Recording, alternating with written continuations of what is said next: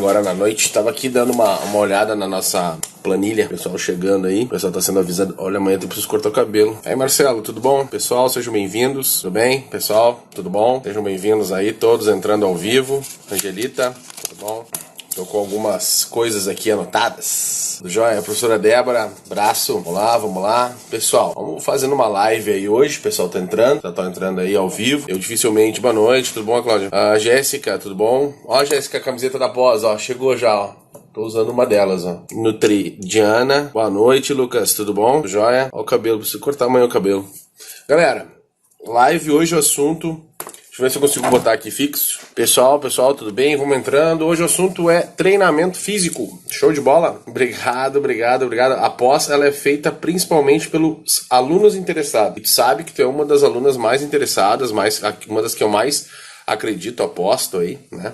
Pra tocar essa nutrição esportiva pra frente. Beleza? Jana, seja bem-vinda também, a Jana. Eu conheci La Salle. Então hoje o assunto ele é treinamento físico. Vamos falar um pouquinho sobre treinamento físico. Eu tô aberto a algumas perguntas também, mas eu vou... Um dos grandes desafios da educação física, e eu consigo até expandir um pouco mais para as questões da nutrição, é o entendimento claro, o entendimento límpido, translúcido dos processos de treinamento físico. Seria um tanto quanto repetitivo dizer atualmente as coisas vão mal, mas eu acredito que elas sempre foram mal. Elas não simplesmente estão indo mal, elas sempre foram mal, elas nunca se acertaram. Quando a gente fala de treinamento físico, nós temos uma confusão muito grandiosa, não só em treinamento, mas o treinamento acaba sendo uma confusão grandiosa de vários aspectos relacionados, principalmente às bases mais fixadoras do conhecimento humano, né? E dentro da educação física nós temos um problema muito grande, que é a falta de entendimento sobre periodização. Então a maioria dos treinadores, propriamente dito, que estão aqui hoje, que estão estudantes de educação física, treinadores já, personal, eles têm uma grande dificuldade do entendimento dos processos de periodização. Eu lembro claramente da educação física quando eu era aluno, estava sentado numa cátedra para poder fazer as disciplinas, e eu acho que uma das piores disciplinas que eu já frequentei na educação física, elas foram voltadas para a periodização do treinamento. Por quê? Porque era uma confusão muito grande. A pessoa, enfim, que ministrava a disciplina sabia menos do que alguns colegas na época, e eu ficava olhando muito assustado aquelas informações todas, e nós seguimos basicamente o roteiro de todas as disciplinas de periodização que existem por aí, que é aquela coisa dos princípios biológicos, os princípios pedagógicos, os princípios fisiológicos.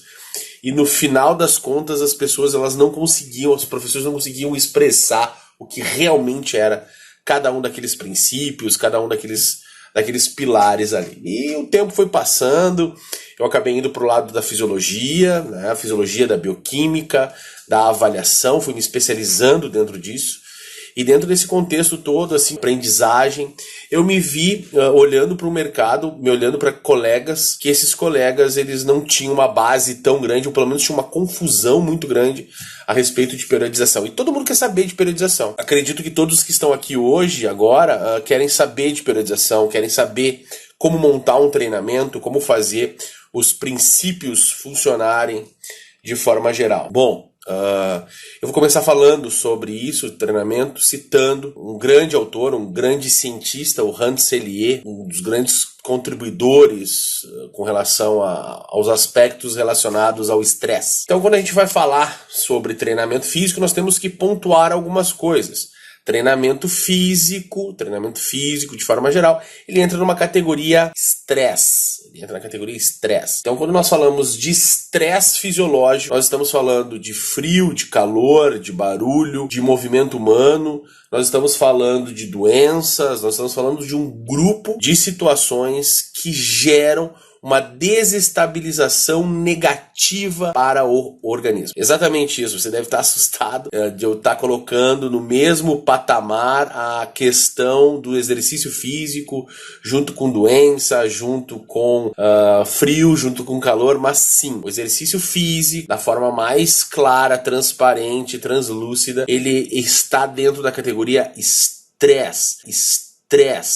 Quando a gente gera um estresse no organismo, um estresse fisiológico no organismo, nós vamos gerar algumas respostas a partir deste estresse. Leia-se exercício físico como potente produtor de estresse no organismo humano. Em um dos meus livros eu trago essa informação, eu transcrevo exatamente dentro da minha passagem escrita ali, que eu digo que treinamento físico é uma dose de veneno, A diferença é que alguns conseguem administrar de maneira adequada a quantidade desse veneno, repetir as doses desse veneno, e a partir de doses, de repetições e processos relacionados a esse estresse, nós geramos algo chamada adaptação. Então, vamos retomar a nossa linha de raciocínio. Quando nós falamos de exercício físico, nós estamos falando de estresse. Estresse, seja ele qual for, gera uma queda de desempenho, gera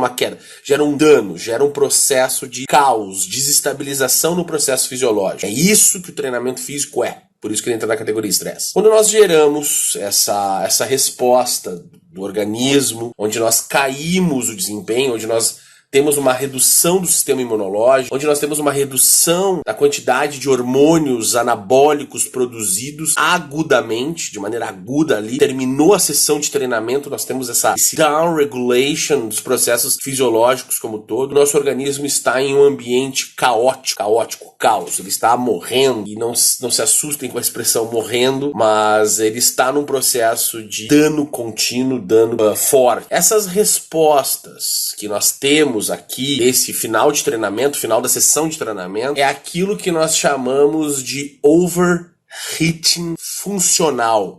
A palavra overheating ela é uma palavra tanto quanto americanizada, ela está em inglês, overheating. Numa tradução muito simples, muito visceral, nós teríamos overheating como excesso.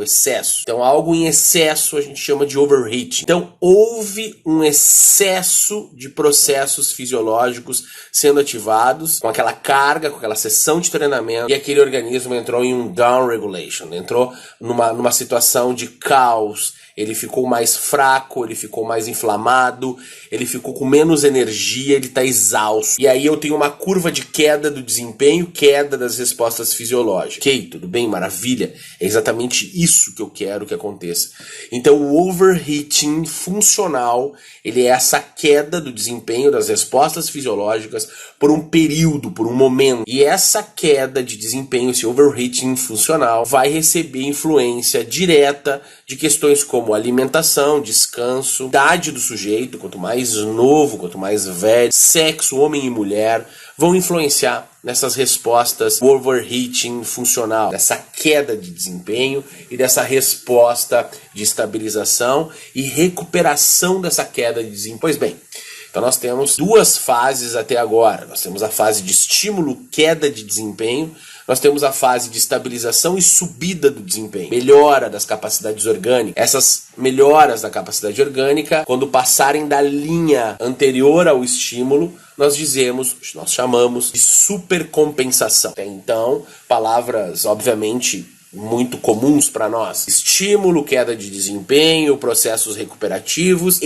passagem da linha fisiológica anterior, chamada, então, de benefícios de supercompensação. Perfeito. É isso que a gente quer quando a gente faz o treinamento físico. A gente explora essas coisas e aí nós colocamos fatores relacionados a isso. Fatores de volume de treinamento, fatores de carga de treinamento. Fator volume e fator carga me permitem dar um fator chamado intensidade. Então, cuidado para a gente não confundir algumas coisas assim com relação a treinamento. Quando nós temos a variável volume sendo modificada, nós vamos ter uma flutuação das cargas. Obviamente, quando tiver maior volume, menor carga. Quando tiver menor volume, maior carga. Então, nós temos essas flutuações. Essa relação volume-carga me permitem quantificar, mensurar, projetar uma coisa chamada intensidade. Poxa, mas André, existem alguns trabalhos que mostram que a carga também é uma intensidade. Sim, pode ser, desde que nós tenhamos o volume estabilizado. E a partir do volume estabilizado, nós manipulemos apenas as cargas de treinamento. Aquilo que a gente chama de percentual de 1RM. Nós vamos manipular esse percentual de 1RM. Maravilha, bacana. Então nós definimos algumas coisas. Só que esta curva, que nós chamamos de curva J, a curva de estímulo, queda do desempenho, processos recuperativos e a supercompensação, ela apresenta magnitudes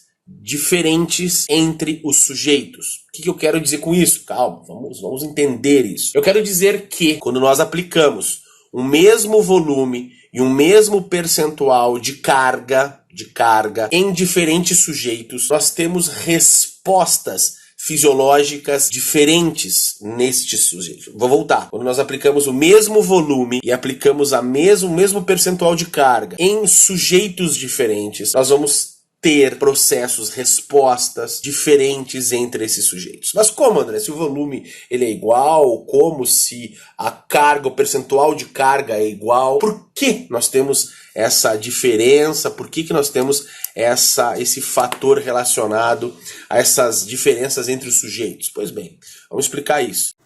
Pois é, galera, o assunto tá ficando muito legal, mas o vídeo tá muito longo. Então agora eu cortei, mas ele vai continuar. Então te inscreve aqui no canal, dá um like no vídeo, que logo logo sai a segunda parte bem legal a respeito desse assunto.